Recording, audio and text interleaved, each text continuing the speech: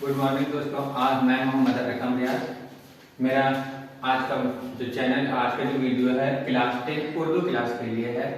वहाँ उस क्लास में आपके लिए बेसिक चीज़ों को पहले मैंने कवर करने की कोशिश की, उसके बाद सबक पर आएंगे, एक एक करके सबक को भी देखेंगे। लेकिन उससे पहले मैं चाहता हूँ कि उर्दू के जो बेसिक चीज़ें हैं वो आपको मैं बता दूँ। तो आपकी किताब का जो नाम है वो दरक्षा है ना। दरक्षा है, दरक्षा के माने ही आते हैं चमकना। दरक्षा के माने आते हैं चमकना, यानी आप अपने जिंदगी में चमकते रहिए। ऐसा किताब ने अपने नाम को भी रखा है कि हम इसको पढ़कर सीखें। इस दरक्षा में बहुत सारे सबक हैं, जैसे हम्द है, उसके बाद नस्र है, गजल है, कसीदा है, मसीह है। सारे चैप्टर को बारी बारी से रखा गया है, उसमें अफसाने भी हैं। तो हम सब उस पर भी बात करेंगे, उनको भी देखेंगे सिलसिलेवार तरीके से। लेकिन आज हम सबसे पहले बेसिक चीजों को देखते हैं। इस दरक्षा में पहले चैप्टर में आप जब खोलेंगे तो हमद से पहले हमद के बारे में बताया गया और भी बहुत सारी चीजों के बारे में बताया गया जिनको हमने इस बोर्ड पे लिखा है। वो क्या है? एक है पहले सिंफ। सिंफ क्या होता है उनके बारे में समझना बहुत जरूरी है। हम लोग सुनते भी आते हैं कि बहुत सारे शायरी सिंफे सुखन बोलते रहते हैं। उसको क्या वो होता क्या है इसके बारे में जानना बहुत जरूरी है। सिंफ कहते हैं इंसान अपनी बातों को बोलने के लिए जिस अंदाज का इस्तेमाल करता है उसे सिंफ कहते हैं। हम अपनी बातों को जिस अंदाज में पेश करते हैं, बोलते हैं, उसको सिंफ कहा जाता है। वो क्या है, वो क्या अंदाज है? तो जैसे गजल, मरसिया, हम, नज़्म, नात, ये अंदाज होता है पेश करने के लिए। हालांकि इसमें अलग अलग शख्सियत की तारीफ बयान की जाती है, लेकिन इंसान अपने अंदाज में अपने बोलने के, अपने चीजों को रखने के लिए इस अंदाज का इस्तेमाल करता है, तो ये अंदाजी सिंफ कहलाता है। समझ रहे हैं? यानी इंसान अपनी बातों को बोलने के लिए जिस अंदाज का इस्तेमाल करता है उसको सिंफ कहते हैं। हम क्या चीज का इस्तेमाल कर रहे हैं? हम नसरी अंदाज पेश कर रहे हैं। तो ये जो हमारा अंदाज है तकरीरी तौर पर, तो ये भी सिंफ है। अगर यहाँ पर मैं गाने लगूं तरन्नुम के साथ, आवाज के साथ, तो वो फिर नज़्मी सिंफ हो जाएगा और उसमें जो चीज भी हो, गजल हो तो गजल कहलाएगा। यानी जिसकी तारीफ हम बयान करेंगे उस हिसाब से वो सिंफ बटेगा। ठीक है। उसके बाद आता है हमद की बात। देखिए ये भी आप कह सकते हैं कि सिंफ का एक तरीका है। हम, नात, मनकबत, कसीदा, हुजू, ये सब सिंफ में आता है। हमद किसको कहते हैं? आप लोगों ने मदरसे क्लासेस में पढ़ा होगा कि अल्लाह के तारीफ बयान करने को हमद कहा जाता है। लेकिन मैं यहाँ पर अलग अलग तारीफ लेकर आए हैं। वो क्या है? उर्दू शायरी में अल्लाह की तारीफ बयान करने के लिए जिस सिंफ का इस्तेमाल करते हैं हमद कहते हैं। उर्दू शायरी में अल्लाह की तारीफ बयान करने के लिए जिस सिंफ का इस्तेमाल करते हैं उसे हम हमद कहते हैं। अब वो तरीका कुछ भी हो सकता है, तिलावती हो सकता है, आप तकरीर में अल्लाह की बड़ाई सुनते हैं वो भी हमद है, तरन्नुम की आवाज में आप पढ़ते हैं वो भी हमद है। तो ये हुआ सही डिफिनेशन। उर्दू शायरी में अल्लाह की तारीफ बयान करने के लिए जिस सिंफ का इस्तेमाल करते हैं उसे हमद कहते हैं। यहां तक क्लियर?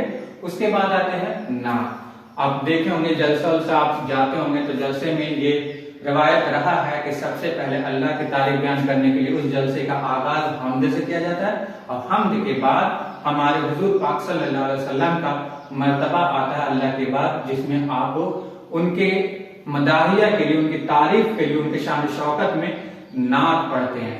तो नात का डिफिनेशन हुजूर सल्लल्लाहु अलैहि वसल्लम की शान में जो मदाहिया अशआर पेश किए जाते हैं, जो उनके शान शौकत में शेर पढ़े जाते हैं, वो नात कहलाता है। ठीक है, यहां तक क्लियर? हमद भी क्लियर, नात भी क्लियर। सिंफ क्या होता है वो भी मैं आपको पहले ही बता चुका हूं। तीसरा है आपका मनकबत। ये भी बहुत अच्छा है। इसमें कहते हैं जिस शेर में बुजुर्गाने दीन के बुजुर्गान, वो खुलफाए राशिदीन, खलीफा की तारीफ है ना। खुलफाए राशिदीन सिर्फ 4 है, खुलफाए राशिदीन और औलिया अल्लाह वालों की तारीफ बयान की जाए उसे आप मनकबत कहेंगे। क्या डिफिनेशन है? जिस शेर में बुजुर्गान दीन, खुलफाए राशिदीन और औलिया अल्लाह वालों की तारीफ बयान की जाए उसे आप मनकबत कहेंगे। मैंने बोल बुजुर्गान दीन समझ रहे हैं, दीन वाले, औलिया अल्लाह समझ रहे हैं, अल्लाह के नजदीक। और तीसरा है खुलफाए राशिदीन। खुलफाए राशिदीन कितने? 4 है। हजरत अबू बकर रज़ी अल्लाह तआला अन्हु, हजरत उमर रज़ी अल्लाह तआला अन्हु, हजरत उस्मान गनी रज़ी अल्लाह तआला अन्हु और हजरत अली रज़ी अल्लाह तआला अन्हु। ये 4 खुलफाए राशिदीन आते हैं। ठीक है, मनकबत हो गया। अब चौथा आपका कसीदा। कसीदा क्या होता है बच्चों? किसी भी शख्स के औसाफ, औसाफ कहते हैं उनकी तारीफ में, उसकी बड़ाई में, उनकी अच्छाई में, उसकी अच्छाई को। ठीक है, किसी भी शख्स के औसाफ हमीदा नज्म किए जाते हैं उसे कसीदा कहेंगे। ठीक है, आप किसी भी शख्स के देखते हैं, सुनते भी होंगे फला शख्स बहुत अच्छा, उनकी तारीफ में बहुत सारी बातें बोली जाती है, तो यानी इसका मतलब है कि कसीदा किया जाए। आप सुनते भी, क्या बात है यार, आज उसके मतलब उसके नाम पे उसके लिए एकदम बड़ा कसीदा पढ़ा जा रहा है, बड़ा प्यार आ रहा है, तो वही चीज है, अच्छाई बयान कर रहे हैं उसे कसीदा कहें। लेकिन जो 5वां और सबसे अहम है, जो आपकी किताब में नहीं है, मैंने उसको भी नोट करने की कोशिश किया, आपके सामने रखने की कोशिश भी किया, वो क्या? हुजू। हुजू क्या होता है? जहां कसीदा में तारीफ बयान की जा रही है, वहीं हुजू में जिस सिंफ में किसी शख्स की बुराई पेश की जा रही हो उसे हुजू कहते हैं। हम भी बुराई करते हैं, आप भी बुराई करते हैं किसी न किसी की, जब मूड खराब होता है तारीफ करते हैं, लेकिन हम उर्दू शायरी में बता नहीं पाते हैं कि वो चीज क्या हो रहा है। यहाँ तो बता देते हैं कि अल्लाह की तारीफ को हमद कहते हैं, हुजूर पाक सल्लल्लाहु अलैहि वसल्लम की नात कहते हैं, मनकबत कहते हैं, बुजुर्गान दीन खुलफाए राशिदीन अल्लाह वालों के लिए। कसीदा कहते हैं लोगों की बादशाहों की तारीफ बयान करने को कसीदा कहते हैं। लेकिन जब बुराई करते हैं तो बुराई करते हैं ये जान रहे हैं, लेकिन उसको उर्दू में क्या कहते हैं? तो उसको उर्दू में हुजू कहते हैं। ठीक है दोस्तों, तो ये 5 3 और 3 2 5 जो है, जो सिंफ से निकल कर आया है, ये आपका बेसिक चीज है। जो अब हम पे जाएंगे, दरक्षा के पहले चैप्टर में जाएंगे, तो उससे पहले वाले पेज में ये 4 आपको मिलेंगे कसीदा। हुजू मैंने अपने से मैंने पढ़ा था, मैंने देखा, उसको आपके सामने रखा कि नहीं, इसे भी मालूम होना बहुत जरूरी है। उसके बाद आता है कि इसमें मतलब पूरे किताब में मैंने देखा कि कहीं पर ही बहुत सारे ऐसे लफ्ज आए हैं जो जमा की शक्ल में है, और कुछ ऐसे लफ्ज आए हैं जो वाहिद की शक्ल में है। मैंने सोचा कि उस लफ्ज को भी एक जगह लाकर रख दूं और आपके सामने पेश कर दूं कि वो किसके जमा है। तो मैंने एक तरफ उसी लफ्ज में से छाट कर अलग करके मैंने लिखा है, एक तरफ वाहिद एक तरफ जमा। इसमें आया है पहला सिंफ, जो पहले ही है आपका पॉइंट, उस सिंफ का वाहिद है और जमा होता है असनाफ। सिंफ वाहिद है और उसके जमा असनाफ होते हैं।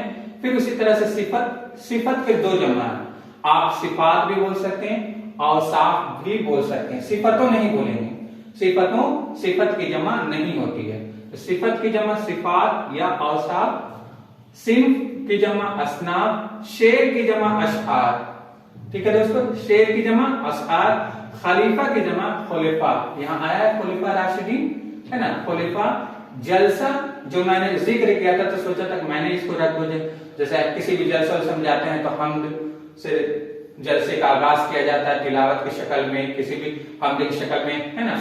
जलसा का जमा अजलास होता है। ठीक है, तो ये आज का बेसिक चीज रहा है। इसके बाद मैं नेक्स्ट वीडियो में आप उर्दू क्लास से, उर्दू किताब के पहले चैप्टर से लेकर आऊंगा। आप चाहते हैं कि मेरे ऐसे वीडियो आते रहें, तो मेरे वीडियो को आप लाइक करें, शेयर करें और सब्सक्राइब करें जरूर, ताकि कोई भी वीडियो मैं बनाऊं, बेल आइकन भी जरूर दबाएं, कोई भी वीडियो मैं बनाऊं तो आपके पास सबसे पहले वो पहुंचे। ठीक है, थैंक यू।